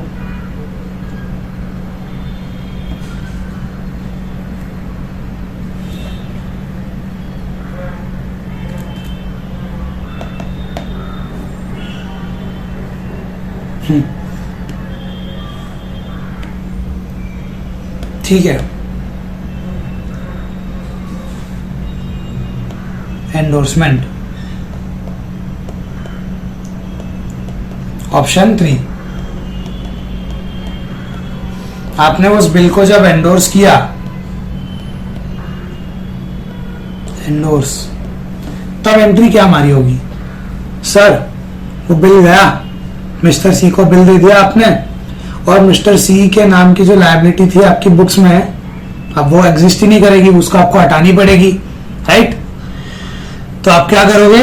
मिस्टर सी को करना पड़ेगा, सॉरी बिल रिसीवेबल को करना पड़ेगा क्रेडिट, क्योंकि वो बिल चले गया, credit worth goes out, bill receivable account credit. Debit क्या करोगे? सर मिस्टर सी जो आपके नाम पे आपके बुक्स में लायबिलिटी थी, अब वो एग्जिस्ट नहीं करेगी। लायबिलिटी का होता है क्रेडिट बैलेंस, उस बैलेंस को हटाने के लिए आपको करना पड़ेगा डेबिट। तो mister C account debit to bills receivable account credit. ये हो गया आपका बिल एंडोर्स। सर एंडोर्समेंट के दिन मिस्टर बी को एंट्री मारेंगे? क्यों मारेंगे? मैंने आपको बताया था कि यार जब एंडोर्स हो रहा है तब क्या हो रहा है, तब ए सी को दे रहे हैं और मिस्टर बी को तो पता भी नहीं चल रहा है। बैंक के केस में भी यही था, जब ए ने बैंक को बिल दिया तब मिस्टर बी को कोई कॉल नहीं जा रहा। सिमिलरली जब ए सी को दे रहा है तब कोई कॉल नहीं जा रहा, बस ऑनर के दिन जब ड्यू डेट होगी उस दिन वो बिल लेके कोई भी आएगा, मिस्टर बी को पैसा देना है। तो जब एंडोर्समेंट हुआ तब तो कोई एंट्री नहीं मारेगा मिस्टर बी। अच्छा चलो अब ड्यू डेट के दिन आ जाए। केस 1, ऑनर अगर उस बिल के अगेंस्ट में पैसा आ गया, मिस्टर सी वो बिल लेके चलेगा मिस्टर बी के पास, एंड मिस्टर बी ने वो पैसा दे दिया, तो मिस्टर ए को कोई लेना देना है? नहीं है ना सर। मैं आपका ट्रांजैक्शन तो सी के साथ कब का हो गया? 20 फेब को ही हो गया। मैंने आपको बताया 20 फेब को ही हो गया था। अब वो बिल का पैसा मिले या ना मिले, सॉरी अगर ना मिलेगा तो वापस आपकी लायबिलिटी आएगी, and we will structure the 3 layer जो हमने बैंक के लिए करी थी। बट अगर पैसा मिल गया तो आपको मिस्टर ए को कोई लेना देना नहीं है, क्योंकि यही टर्म थी कि मिस्टर सी कलेक्ट करेगा मिस्टर बी से, तो वो हो गया, तो कोई एंट्री नहीं आएगी। बट अगर मिस्टर बी की बुक्स में क्या होगी? वो बिल के अगेंस्ट में पैसा दे दिया, same entry, bill payable account debit, debit what comes in, credit what goes out.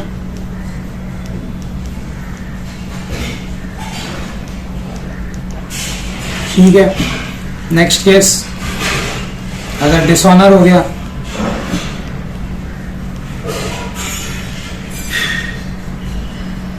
अगर मिस्टर बी ने पैसा नहीं दिया मिस्टर सी को, तब क्या होगा? या इमेजिन करो मिस्टर सी मुझे कॉल करेंगे, मिस्टर ए ये बिल आपने बोला था 31 मार्च को पैसा दे देंगे ना, मिस्टर बी मना कर रहे हैं ये। अब मैं नहीं जानता मिस्टर बी कौन है, आप मुझे डायरेक्ट पैसा दोगे? मैं कहता हूँ ठीक है, मुझे भी बिजनेस रिलेशन तो रखनी है, मिस्टर सी के साथ रखनी है। मैं कहता हूँ मिस्टर सी ठीक है, आप एक काम करो, आप ना बस बिल की नोटिंग करवा लो, पैसा मैं आपको दे दूंगा डायरेक्टली, फोन रख दिया जाएगा। क्या होगा आप समझो, मिस्टर ए अब वो पैसा देंगे मिस्टर सी को, मिस्टर सी नोटिंग भी करवाएंगे, वो पैसा भी मिस्टर ए मिस्टर सी को देंगे, ठीक है। और mister A will collect the money from mister B, जो हमने बैंक का केस समझा था। तो डिसऑनर के केस में आपको बिल तो आपका कब का ही क्रेडिट हो गया था, बिल रिसेबल तो कब का चले गया था, ठीक है, बिल चले गया था। लेकिन अब आपको पैसा किससे कलेक्ट करना है, मिस्टर बी से। तो मिस्टर बी अकाउंट डेबिट जो राइट साइड में थे आपके, अरे यार ये क्या, आपको पैसा किसको देना है, मिस्टर सी को, मिस्टर सी अकाउंट क्रेडिट। वो नोटिंग भी मिस्टर सी ने करवाई, वो नोटिंग कलेक्ट करनी है आपको मिस्टर बी से। तो ये पूरा होगा कितना, 10,020 रुपीज से, ठीक है। ये यहाँ पे होगा, ये यहाँ पे होगा। अच्छा, बी की एंट्री मारेंगे सर, सेम चीज यार, बी को पैसा देना है ए को, ठीक है। तो अगर बी को पैसा देना है ए को इसके बाद, और वो बिल डिसऑनर हो गया, बिल पे लिख दिया गया, बिल की लीगल वैलिडिटी खत्म हो गई, तो bills payable account debit,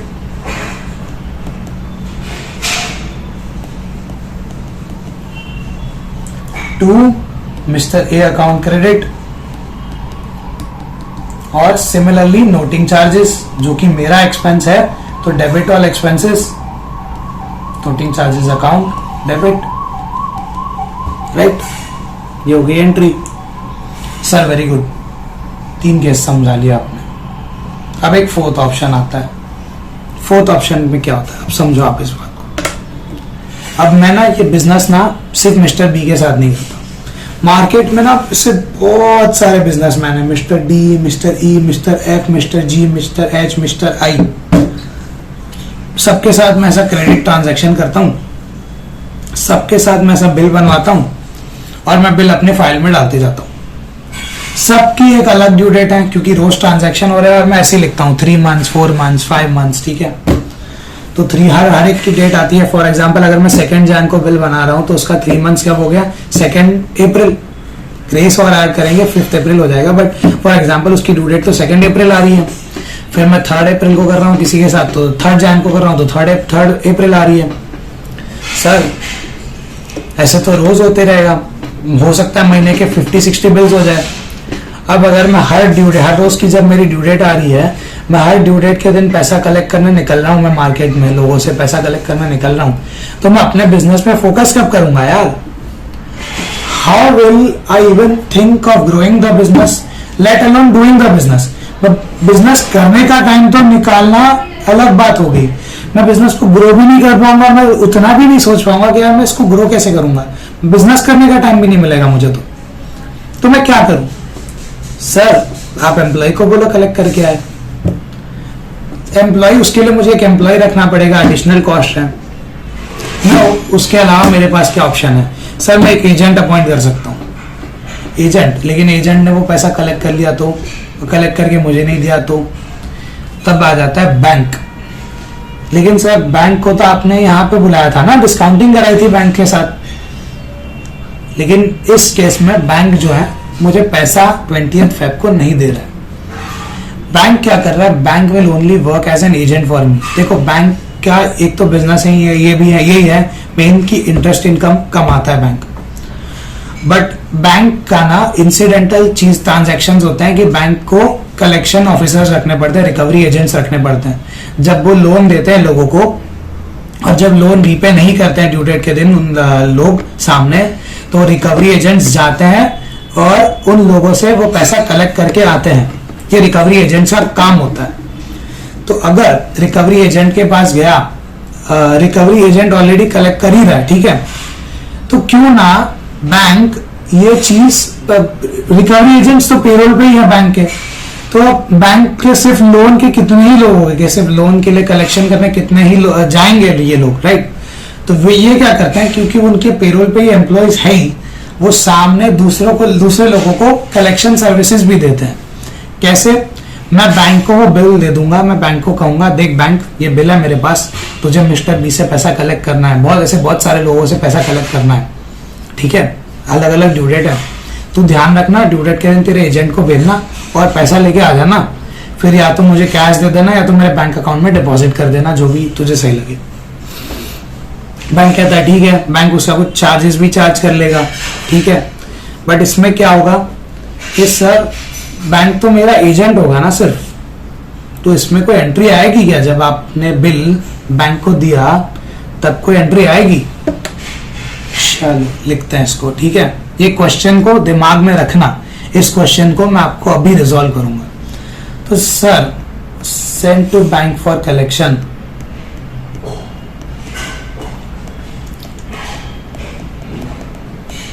option 4।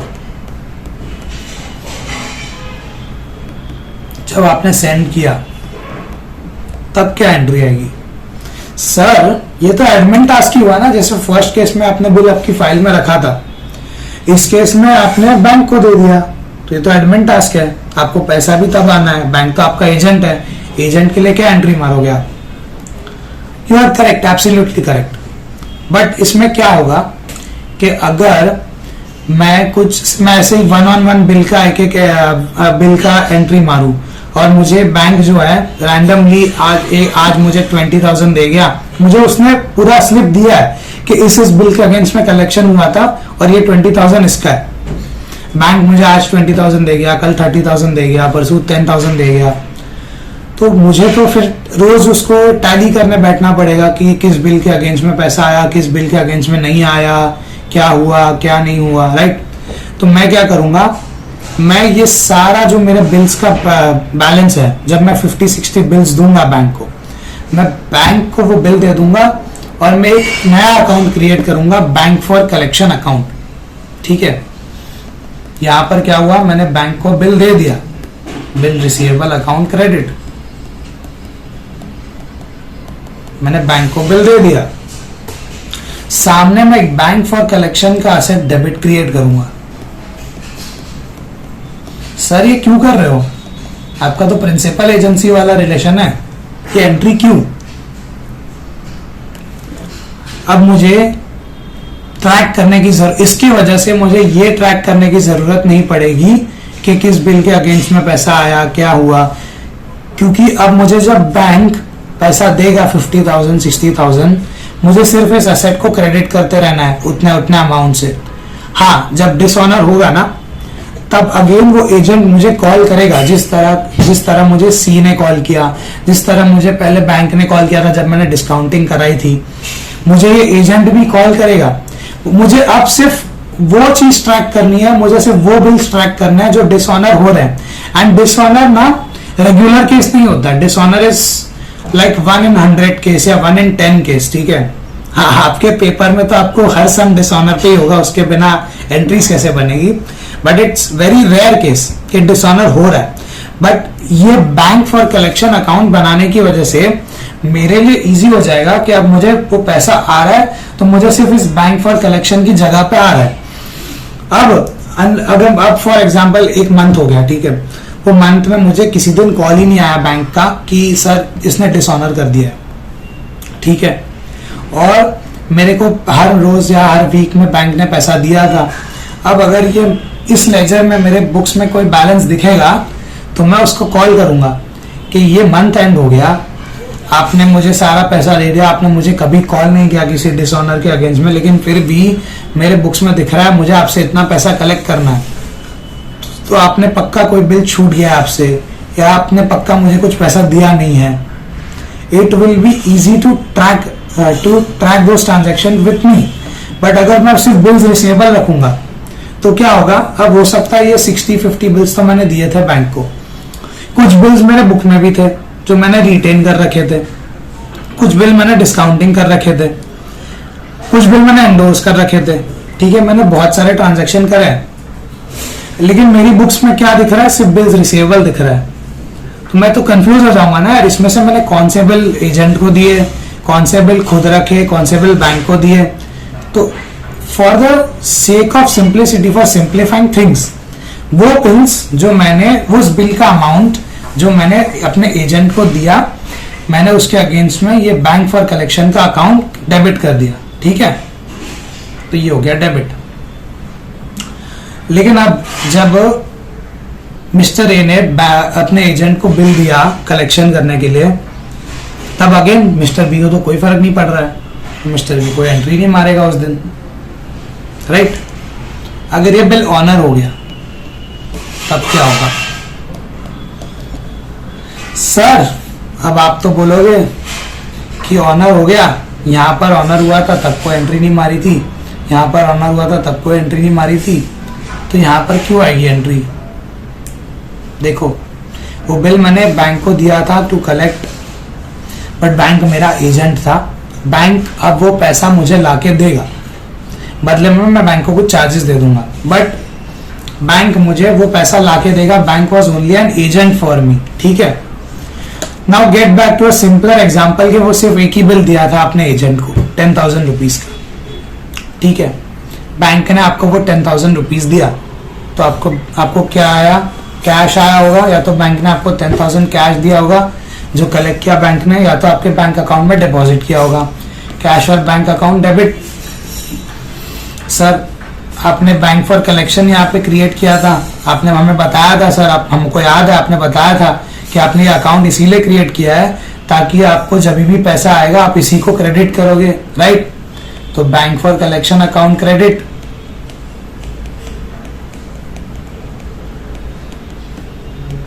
इसके नाम पे जो आपने असेट क्रिएट किया था, अब वो असेट को आपको हटाना पड़ेगा। क्यों? क्योंकि आपको पैसा आ गया ना सर 10,000 रुपीज, 10,000 पूरा नहीं आएगा। लेट से बैंक ने चार्जेस रखे थे 10 रुपीज, तो 9,990 रुपीज आ गया। 10,000 से जो मैंने इसको डेबिट किया था वो मैं क्रेडिट करूंगा, and bank charges is my expense, debit all expenses, तो bank charges account debit 10 rupees. ये होगी आपकी एंट्री। सर बी क्या करेगा? बी को तो कोई फर्क नहीं पड़ रहा, मैं तो यही गाते जा रहा हूं यार, पिछले 1 घंटे से आधे पौने घंटे से जो मैं बात कर रहा हूं। बी को फर्क ही नहीं पड़ रहा, बी को तो बस बिल देखना है, पैसा देना है। तो bills payable account debit to cash और बैंक।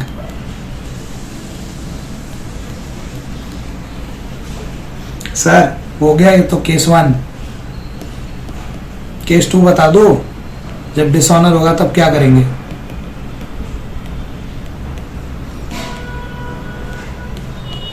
बताता हूं। जब डिसऑनर होगा तब क्या होगा? वो एजेंट ए को कॉल करेगा, ए को बोलेगा सर ये बिल जो आपने दिया था डिसऑनर हो गया, क्या करना बता दो। मैं बोलूंगा एक एजेंट, तो एक काम कर, तू नोटरी पब्लिक को बुला के नोटिंग करवा ले पहले, तो सबसे पहले चीज। दूसरा, तो एक काम कर, बिल लेके वापस आ जा, नोटिंग करवाए जैसे तू वापस आ जा, तेरे जो चार्जेस थे वो तो मुझे देना है, वो मैं दे दूंगा, ठीक है, वो बात की बात है, बट तू बिल लेके आ जा, मुझे सिर्फ बैंक ऑफ चार्जेस देना है। आई डोंट हैव टू पे बैक द 10,000 रुपीज। जैसे इस केस में हमने यहाँ 10,020 से डेबिट किया इसको, 10,020 से मिस्टर सी को क्रेडिट किया, क्योंकि वो 10,000 मुझे मिस्टर सी को देना है। लेकिन यहाँ पर एजेंट मेरा एजेंट था, मुझे उसे वो 10,000 नहीं देना है, मुझे सिर्फ वो 10 रुपीज देना है, वो मैं दे दूंगा उसे, बट मुझे पैसा तो नहीं देना है बैंक फॉर कलेक्शन को, ना ही मुझे अब वो पैसा देगा। उसने वो बिल रख के उसने ये नहीं लिया था कि वो पैसा कलेक्ट करेगा और वो मुझे पैसा देगा ही। अब उसे पैसा नहीं मिला तो वो कहां से पैसा लाके देगा, राइट। पर मैंने जो असेट बना के रखा था यहाँ पर बैंक फॉर कलेक्शन का, मुझे उसे तो हटाना पड़ेगा ना, क्योंकि बैंक को पैसा ही नहीं मिला उसके अगेंस्ट में। तो ये जो असेट था अब मुझे उसे हटाना पड़ेगा, और अगर असेट का बैलेंस मुझे हटाना है तो मुझे उसे क्रेडिट करना पड़ेगा, because asset has a debit balance. तो ये मैंने उसे किया क्रेडिट। मुझे पैसा किससे लेना है? सर ये सारा पैसा आपको बी से लेना है ना, 10,000 रुपीज। अब बिल हट गया आपका, अब you have direct right over B, तो mister B account debit, debit. और सर जो नोटरी पब्लिक को बुलाया था वो, उसका कुछ नहीं, उसका आप डायरेक्ट कैश दे दोगे बैंक को, कैश अकाउंट क्रेडिट, ठीक है। तो ये हो गया एक डिसऑनर का ट्रांजैक्शन।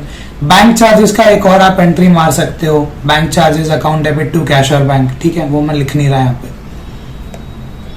सर आगे चलते हैं, डिसऑनर के टाइम पे बी क्या एंट्री मारेगा, मैं क्या बताऊँ इतनी देर से आपको।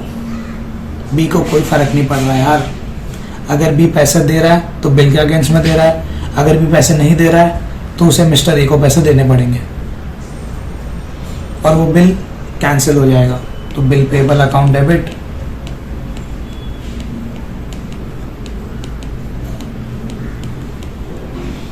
मिस्टर ए अकाउंट क्रेडिट,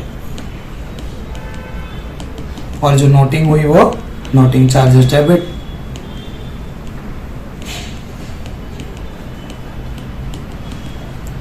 ये हो गए आपके ट्रांजैक्शन, सारे ऑप्शंस खत्म। अब स्टोरी में आगे चलते हैं, ठीक है। इस डिसऑनर को और आगे लेके जाते हैं। सर डिसऑनर हो गया, वो बिल कैंसिल हो गया, मिस्टर ए को अब मिस्टर बी से पैसा लेना है, ये भी हो गया। लेकिन अगेन वही स्टोरी है ना यार, मिस्टर बी पैसे देंगे या नहीं देंगे, मिस्टर बी का सक्सेसर डिनाई ना कर दे उस लायबिलिटी को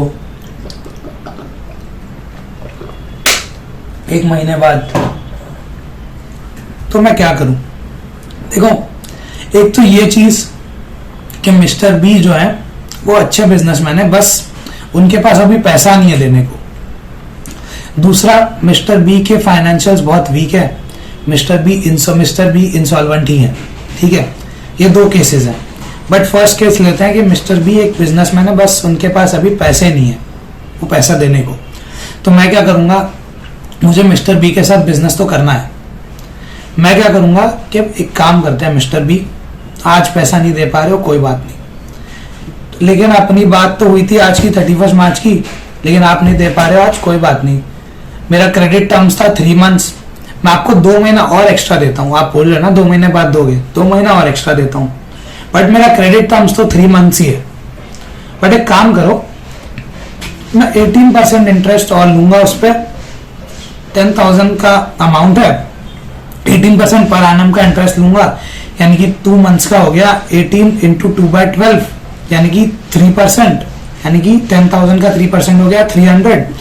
वो 300 रुपीज मैं और एडिशनल लूंगा, वो मेरा इंटरेस्ट इनकम होगा, और वो भी मैं आपको एक नया बिल बना के दूंगा 10,300 रुपीज का, वो आप साइन करके मुझे दे दो, बस बाद में आप मुझे पैसे दे देना उसके। या तो एक काम करो, आपके कैश अकाउंट या आपके कैश रजिस्टर में मुझे 2,000 रुपीज दिख रहा है, 2,300 रुपीज दिख रहा है, आज आप मुझे 2,300 रुपीज दे दो, मैं आपको 8,000 का नया बिल बना के देता हूँ, उस पर आप मुझे साइन करके दे दो, 2 महीने बाद मुझे दे देना 8,000 रुपीज, बट आज आप मुझे 2,300 दे दो। अच्छा चलो, इंटरेस्ट नहीं बैठेगा आपका, लेट्स से 8,000 बैलेंस बच रहा है, 8,000 का 3% 240 होता है, तो 2,240 रुपीज आप दे दो और 8,000 रुपीज का मैं नया बिल बना दूंगा। तो इसकी एंट्रीज क्या होगी सर? सबसे पहले ये क्या हो गया, ये एडिशनल केस है, ठीक है, additional case 1, renewal of bill.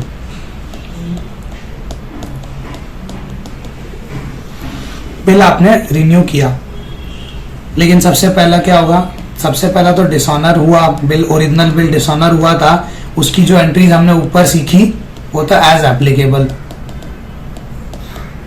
दूसरा मैंने क्या बोला मिस्टर बी को, मिस्टर बी 2,240 आप दे दो, 8,000 में 2 मंथ्स के बाद कलेक्ट कर लूंगा, ठीक है। तो मिस्टर बी ने मुझे, मिस्टर बी को मैं इंटरेस्ट चार्ज कर रहा हूँ 240 रुपीज का, इंटरेस्ट की एंट्री आएगी। मिस्टर ए की बुक्स में क्या आएगी, मिस्टर ए की बुक्स में आएगी इंटरेस्ट का इनकम है, credit all income, interest account credit. किससे कलेक्ट करना है, मिस्टर बी से कलेक्ट करना है, mister B account debit, mister B अब हो गए मेरे एसेट, ठीक है। अब ये इंटरेस्ट की बात मिस्टर बी को पता है कि मिस्टर ई लेने वाले हैं, मिस्टर ए के लिए हो गया इंटरेस्ट का एक्सपेंस, डेबिट ऑल एक्सपेंसेस, तो इंटरेस्ट का एक्सपेंस अकाउंट डेबिट, किसको देना है? मिस्टर ए को देना है, तो मिस्टर ए अकाउंट क्रेडिट। ठीक है, से ये कितना था? ये 240 की एंट्री होगी कि मिस्टर बी से अब मुझे 240 रुपीज इंटरेस्ट कलेक्ट करना है and interest is my income. ठीक है,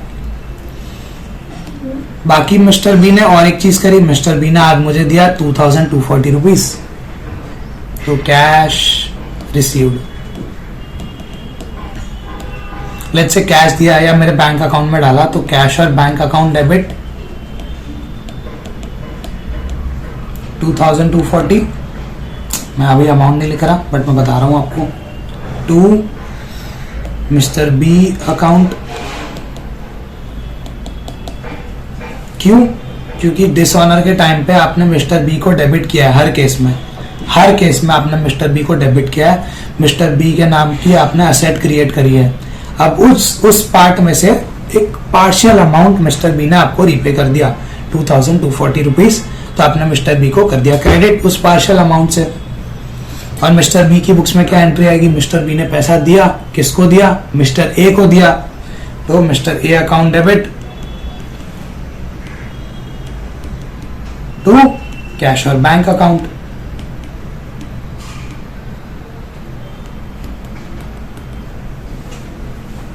अच्छा सर, फोर्थ चीज, नया बिल बनेगा, न्यू बिल। उस बिल की एंट्री क्या होगी? सर मिस्टर ए के पास नया सेट आएगा ना, सॉरी ये एम लग रहा है, असेट आएगा। क्या है वो set? Bill receivable.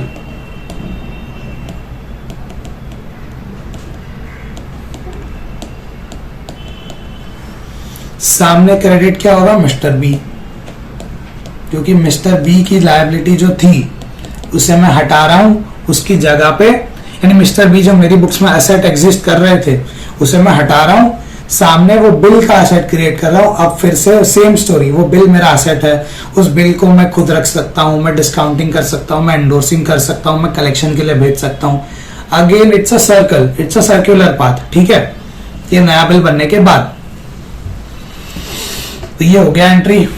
Mister B क्या करेंगे? मिस्टर बी ने साइन करके वो बिल दिया, यानी कि बिल गया मिस्टर बी के हाथ से, एक्सेप्ट किया मिस्टर बी ने वो बिल, तो बिल पेबल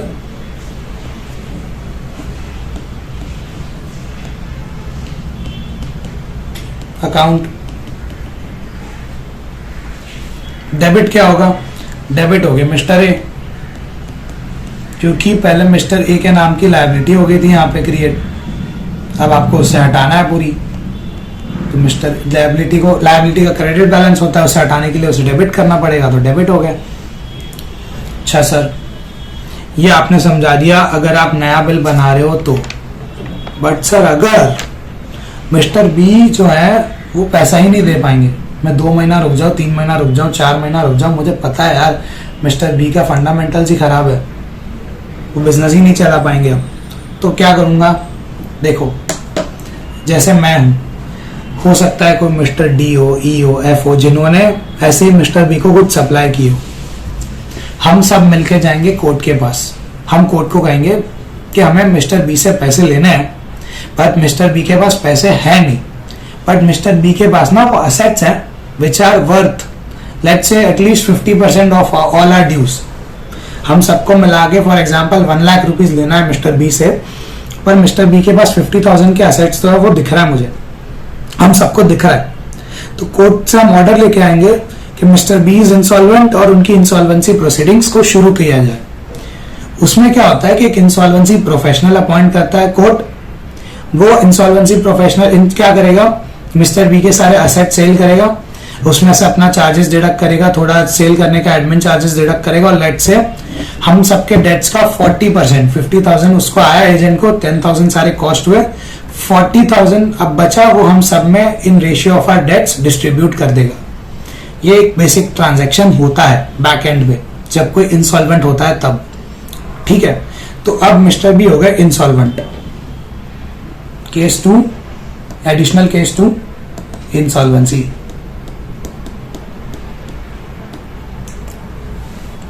सबसे पहले तो बिल डिसऑनर करेंगे मिस्टर बी ड्यू डेट के दिन, क्योंकि उनके पास पैसा नहीं है, तो ये तो एज एप्लीकेबल, ठीक है, कर दिया बिल। दूसरा, मैंने आपको अभी क्या बताया कि बैक एंड पे ये सब हुआ, बट मैं एज अ मिस्टर ए जब मैं देख रहा हूं मेरे एंड से क्या हो रहा है, मुझे 40% पैसा आ रहा है, लेट्स से 4,000 रुपीज आ रहा है, सामने वो बिल मेरा जो 10,000 का था मुझे उसे फाड़ना पड़ेगा। अब वो बिल की कोई वैलिडिटी नहीं है, इंसॉल्वेंसी प्रोफेशनल लिख देगा उस पर कि इसके अगेंस्ट में 40% पैसा दिया गया, बाकी पैसा कभी नहीं आने वाला है। बाकी पैसा क्या हो गया, मेरा बैड डेट्स हो गया 6,000 रुपीज। सॉरी, बिल तो हमने डिसऑनर पहले ही कर दिया, राइट। अब मुझे डायरेक्ट पैसा लेना था जो मिस्टर बी से 10,000, उसके अगेंस्ट में 4,000 आया। इंसॉल्वेंसी प्रोफेशनल ये लिख के दे देगा कि बाकी 6,000 कभी नहीं आना, मिस्टर बी का बिजनेस क्लोज हो गया, मिस्टर बी बिजनेस ही नहीं करेंगे, तो वो पैसा आना ही नहीं है आपके पास कभी। 4,000 ले लो, 6,000 को आपको राइट ऑफ करना पड़ेगा, you have to write it off as bad debts, ठीक है। तो एंट्री क्या होगी, वो जो 4,000 आया उसका डेबिट होगा, कैश और बैंक अकाउंट डेबिट। दूसरा, सर मिस्टर बी से तो आपको पैसा कभी आने नहीं वाला है, बस 4,000 आ गया, तो मिस्टर बी के लेजर को तो हमें जीरो करना पड़ेगा। और हमें देखा था, ये तो एडिशनल केस 1 था, बट अगर केस 2 हो इसमें, सॉरी अगर कोई ये है तो मिस्टर बी का डेबिट बैलेंस पहले एग्जिस्ट कर रहा था। ये केस 1 को अगर आप इग्नोर कर दो क्योंकि केस 2 दूसरा है, इसके पहले जब डिसऑनर हुआ था तब मिस्टर बी के लेजर में डेबिट बैलेंस हमें दिख रहा है, लेकिन अब उसके अगेंस्ट में सिर्फ हमें 4,000 आया है, बाकी जो 6,000 है वो हमें कभी आने भी नहीं वाला है। तो हमें मिस्टर बी के लेजर को तो सर पूरा क्रेडिट करना पड़ेगा, 10,000 का 10,000। बचा हुआ 6,000 हमारा बैड डेट्स है। बैड डेट्स क्या है, एक्सपेंस, तो डेबिट वाले एक्सपेंसेस, तो बैड डेट्स अकाउंट डेबिट, ये हो गया आपका एक्सपेंस डेबिट। बस ये हो गया एंट्री। मिस्टर बी की बुक्स में क्या एंट्री आएगी, देखो मिस्टर बी ने 4,000 दे दिया, बाकी 6,000 जो है वो नहीं दे पाएंगे मिस्टर बी, तो ये क्या होगी, मिस्टर बी की डेफिशिएंसी होगी। इसके लिए एक अकाउंट क्रिएट होगा, डेफिशिएंसी अकाउंट, जहां पे वो सारे लेजर्स जिनका बैलेंस अमाउंट जो नहीं पे कर पा रहे हैं मिस्टर बी, वो मिस्टर बी की बुक्स में वहां पे डेफिशिएंसी अकाउंट में जाएगा। तो एंट्री क्या बनेगी, दूसरा, अगर 4,000 दिया है मिस्टर ए ने और मिस्टर बी ने, मिस्टर बी बाकी का 6,000 कभी देने नहीं वाला है, तो उसके लेजर को भी आपको इरेज करना पड़ेगा। और मिस्टर ए के लेजर का क्रेडिट बैलेंस था यहाँ पर, राइट, तो आपको करना पड़ेगा मिस्टर ए को debit, mister A account debit. सामने हुआ क्या, आपने पैसा दिया, कैश और बैंक अकाउंट क्रेडिट, जो 4,000 दिया वो, बचा हुआ 6,000 आपकी डेफिशिएंसी, तो ये हो गया क्रेडिट, डन। तो ये भी हो गया एक और केस। अब एक और चीज समझ लो, केस 3, ठीक है, रिटायरमेंट ऑफ बिल।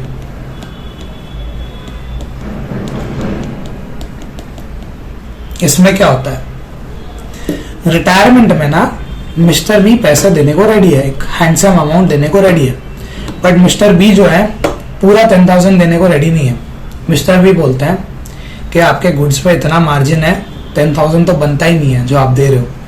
तो मैं कहता हूँ कि सर आपको सेल्स के समय मुझसे नेगोशिएशन करना चाहिए था, ये बिल की ड्यू डेट आ रही है तब क्या नेगोशिएशन कर रहे हो।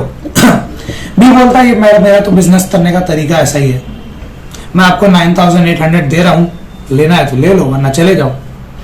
मैं सोचता हूँ क्या, ठीक है, इट्स बेटर देन नथिंग। दूसरा, मेरा मार्जिन तो गुड्स पे इससे ज्यादा ही था वैसे, और तीसरा, मुझे मिस्टर बी के साथ बिजनेस को करना ही है आगे। मिस्टर बी जो है लार्ज वॉल्यूम में गुड्स खरीदता है, कोई बात नहीं 2% काट के दे रहा है मुझे, बट मेरा मार्जिन अभी भी अच्छा है, 20% का मार्जिन है फॉर एग्जाम्पल, तो ठीक है, तो हम वो डिस्काउंट दे देते हैं मिस्टर बी को। डिस्काउंट के लिए यहाँ पे टर्म यूज होती है रिबेट, ठीक है, इस चैप्टर में, तो आप रिबेट यूज करना। मिस्टर ए को पैसा आया, पहली बात तो 9,800 कैश और बैंक अकाउंट डेबिट, किसके अगेंस्ट में आया, वो बिल के अगेंस्ट में आया, बिल रिसीवेबल अकाउंट क्रेडिट, तो हमें वो बिल देना पड़ेगा।